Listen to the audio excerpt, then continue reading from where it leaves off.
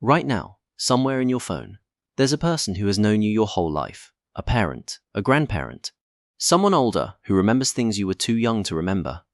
You probably don't call them enough. You keep meaning to. That quiet guilt is stranger than it looks. It's older than farming. For almost all of human history, the older person on the other end of that line wasn't just nice to have.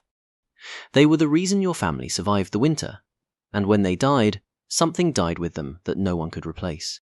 We picture ancient life as young, fast, brutal, short. A world of hunters in their 20s, dying before their hair turned grey. For a long time, that picture was mostly true. Then something changed. And it doesn't show up in tools or cave paintings first. It shows up in teeth. In 2004, two anthropologists named Rachel Kaspari and Sang-Hee Lee counted the dead. They looked at 768 fossil human teeth spanning 3 million years. They sorted them into young adults and old adults by their wear patterns. Then they built one simple ratio. For every young adult who died, how many old adults were there? The number is one of the quietest bombshells in the study of human origins. Among the earliest human ancestors, the ratio was 0.12. Almost nobody got old. Among Homo erectus, it rose to 0.25. Old age was still rare. Among Neanderthals, it climbed to 0.39. Better, but grim. Then, among modern humans in the Upper Paleolithic, roughly 40,000 years ago, the number exploded to 2.08. Suddenly, there were more than twice as many old adults as young ones. In that one jump, the number of people living long enough to be grandparents rose fivefold. Sit with what that means. For millions of years, our ancestors barely lived long enough to meet their grandchildren. Then, in a geological eye blink that flipped, grandparents went from rare to common, and Kaspari and Lee spotted something else. That fivefold jump lines up almost exactly with the moment human culture detonates.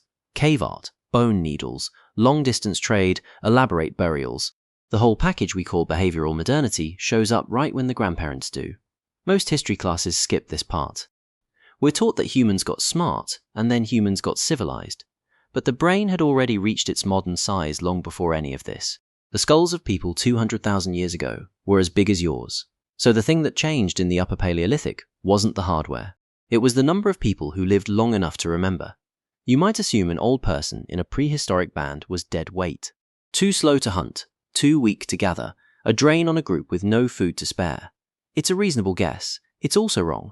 And we know it's wrong because we can measure what old hunters do. Anthropologists have spent decades recording who catches what in living foraging societies. In one analysis of around 23,000 hunting records, a clear pattern showed up. The records came from more than 1,800 hunters across 40 locations. A hunter's body is strongest in his 20s, but his success doesn't peak then. It peaks between 35 and 45.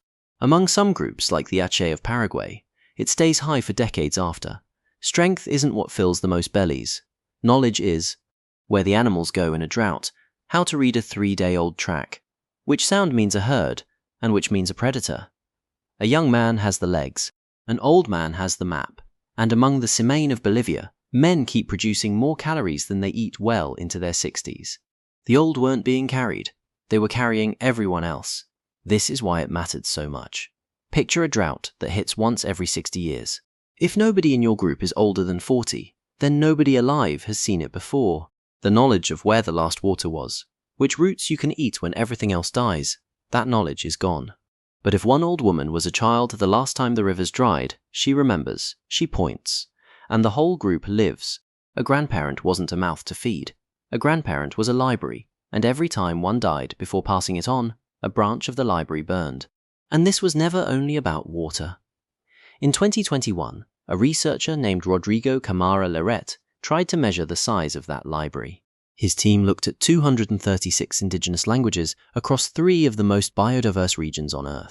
They found 12,495 uses of medicinal plants recorded in those languages. Which plant stops a wound bleeding? Which bark breaks a fever? Which root is food? And which is poison? Then came the finding that should stop you cold. Over 3/4 of that medical knowledge lived in only one language each. It was written nowhere. It lived in the heads of the old people who spoke it. When the last of them dies without passing it on, that cure is gone from the world. For good, that isn't a metaphor for a burning library. That's the fire, still burning right now.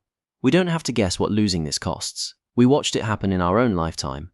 On the morning of December 26, 2004, a magnitude 9.1 earthquake off Sumatra sent a wall of water toward the Indian Ocean. Over 200,000 people died, but on some small islands directly in its path, almost nobody did. On Simeulue, off Sumatra, more than 80,000 people lived. When the sea suddenly pulled back after the quake, they didn't run toward the strange exposed seabed. They ran uphill, because a century earlier in 1907, a wave had killed many of their ancestors. The survivors turned it into a single word: smog. When the water leaves, you climb. That one word, carried in stories from grandparent to grandchild for 100 years, saved almost everyone. 7 people died out of 80,000. The same thing happened among the Moken sea nomads and the Ong of the Andaman Islands. They had old legends about a wave that eats people. The elders had taught the young to watch for the sea drawing back and the sudden silence of the insects. When those signs came, the old people said what their old people had said: go to high ground. And they lived, while modern tourists on the same beaches, with no such story, walk toward the water to look. The knowledge that saved them was written nowhere. It lived in the memory of the oldest people in the group. It was the survival value of a grandparent, paid out in a single morning. So old people mattered. But this raises a stranger question, one that sits at the center of what makes humans weird as animals. Why do we have grandparents at all? It sounds like a silly question, until you look at the rest of the animal kingdom.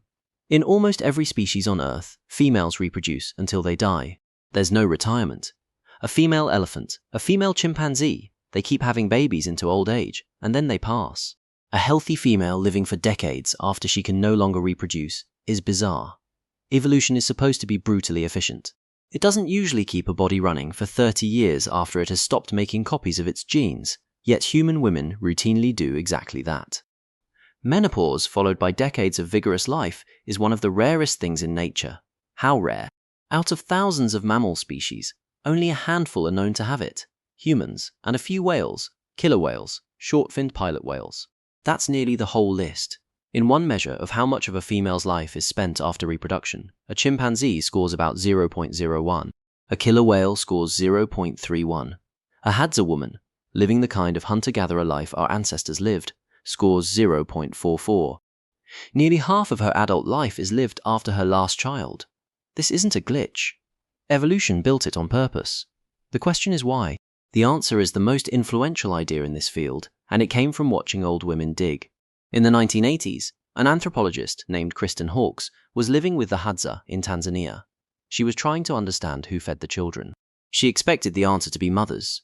For young children who could pick berries, it mostly was, but then she noticed something. When a Hadza mother had a new baby, she got busy, and her older child's nutrition should have suffered. It didn't, because someone else stepped in and dug the deep, tough tubers a child couldn't reach alone. That someone was almost always the grandmother. Hawkes measured it, hour by hour. She weighed the tubers the old women dug, and she tracked how the children grew. When a mother was nursing a new infant, it was the grandmother's digging that decided whether the weaned toddler thrived or wasted. The harder the grandmother foraged, the better her grandchildren grew. She turned this into what's now called the grandmother hypothesis. The idea is elegant and a little cold. A woman who stops bearing children in her 40s, but stays strong and keeps feeding her daughter's kids, wins. She spreads more of her genes than a woman who keeps risking her own life in childbirth. By feeding her grandchildren, a grandmother lets her daughter have the next baby sooner. She becomes a second engine of the family's survival. And so, over thousands of generations, evolution selected for women who lived long, healthy lives past menopause. We didn't evolve to grow old, despite being useless. We grew old because being old was useful. The numbers back this up in cold demographic ink. In 2004, the same year as the tooth study, a team led by Mirka Ladenperä published in the journal Nature. They used church records from Finland and Canada going back to the 1700s, before modern medicine, tracking real families across generations. A woman who lived a long time after menopause had more surviving grandchildren. Having a living grandmother nearby raised a grandchild's odds of reaching adulthood by around 12%. In rural Gambia, in records from before there was a clinic, researchers found the same thing. A child with a living maternal grandmother was far more likely to survive. The grandmother was, in the hard language of the data, a survival machine. Now it stops being about dead people and starts being about you. Everything I've just described didn't go away when we invented supermarkets. The wiring is still in you. The reason a grandparent's kitchen feels like safety. The reason certain family recipes feel almost sacred. The reason that when a crisis hits, some deep part of you wants to call the oldest, most experienced person you know. That isn't sentiment you invented. It's a 2 million-year-old survival instinct wearing modern clothes. Your brain was shaped by hundreds of thousands of years where the older members of your group were the difference between life and death. It hasn't updated. It still treats them as the library. It still wants to keep them close, and it explains something we rarely say out loud. When a grandparent dies, the grief isn't only about losing someone you loved. There's a second, older grief underneath it. Some ancient part of you knows a store of knowledge just went dark. The recipes only they knew, the family stories no one wrote down. The name of the great-grandfather in the old photograph that nobody can identify now. For 100,000 years, that loss was literal. When the old woman died before she could point at the water, people died with her. Your body remembers this, even if your mind doesn't. The panic underneath the sadness is real, and it's ancient. There's one more piece of evidence, and it's the one that stays with me. In 1957, an archaeologist named Ralph Solecki was digging in Shanidar Cave in the mountains of northern Iraq. He found the skeleton of an old Neanderthal man, now called Shanidar I. Decades later, the anthropologist Eric Trinkhaus read that skeleton like a medical chart. This man had been blind in one eye from a crushing blow to the face. His right arm was withered and had been amputated below the elbow. He walked with a painful limp, and he was almost completely deaf. In the Pleistocene, a deaf, half-blind, one-armed man was easy prey for anything with teeth. He should not have survived a season. He lived into his 40s. That was old, back then. The only way he got there is that other people fed him, watched him, and refused to leave him behind. For years, when he could give them nothing but himself. This is the quiet miracle buried in the fossil record. We were the animal that chose to carry the ones who could no longer carry themselves. Not because it was efficient, because they were ours. So go back to that person in your phone, the one you keep meaning to call. For almost all of human history, that person was your survival. They were the map, the memory, the warning about the wave. Every instinct you have to keep them close, to sit in their kitchen, to write their stories down. It was written into you. Written by 100,000 years of ancestors who learned the hard way what it cost to lose them. The phone in your hand is new. The pull you feel to use it is older than almost anything human about you. Call them. While the library is still open,